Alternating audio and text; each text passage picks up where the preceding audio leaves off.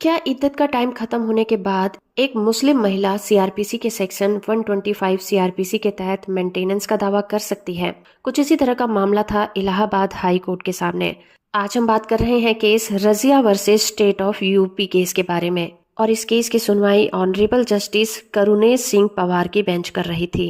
लखनऊ में Allahabad high court ने माना कि एक तलाकशुदा मुस्लिम महिला इद्दत की अवधि समाप्त हो जाने के बाद जब तक कि वो दूसरी शादी नहीं करती, सीआरपीसी के सेक्शन 125 के तहत अपने पति से मेंटेनेंस पाने की हकदार होती है। High court additional session court Pratapgarh के द्वारा पारित किए गए जजमेंट के खिलाफ रिवीजन पिटीशन पर सुनवाई कर रही थी। इस मामले में ट्रायल कोर्ट ने सीआरपीसी के सेक्शन 125 के तहत एक मुस्लिम महिला की एप्लीकेशन को स्वीकार कर लिया। 5 मामलों पर फैसला सुनाने के बाद अपील कोर्ट ने मुस्लिम महिला को दिए गए 1000 रुपए के मेंटेनेंस को रद्द कर दिया था। कोर्ट ने डैनियल लतीफी और another versus union of India के केस में सुप्रीम कोर्ट के फैसले का हवाला दिया था। इस केस में रिवीजन कोर्ट ने केवल इस आधार पर रिवीजन की इजाजत दी थी क्योंकि पति ने पत्नी को तलाक दे दिया था। इसीलिए कहा गया कि वो मुस्लिम महिला अधिनियम 1986 के द्वारा बेनिफिट उठा सकती हैं। निचली कोर्ट में ये कहा गया कि महिला ने तलाक को स्वीकार कर लिया था और वो मुस्लिम महिला अधिनियम के प्रोविजन के तहत नहीं आती, इसीलिए सीआरपीसी के सेक्शन 125 के तहत उसकी याचिका को खारिज कर दिया गया। लेकिन हाई कोर्ट ने कहा कि सेक्शन 125 सीआरपीसी के तहत ये प्रोविजन तलाकशुदा मुस्लिम महिला पर भी लागू होता है। इसके अलावा शबाना बानो मामले में भरोसा जताते हुए हाई कोर्ट ने ये कंक्लूजन निकाला कि एक तलाकशुदा मुस्लिम महिला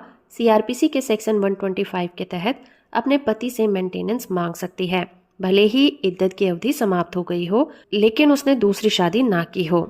वीडियो इन्फॉर्मेटिव है तो आप इसे लाइक, शेयर और चैनल को सब्सक्राइब करना बिल्कुल मत भूलिएगा।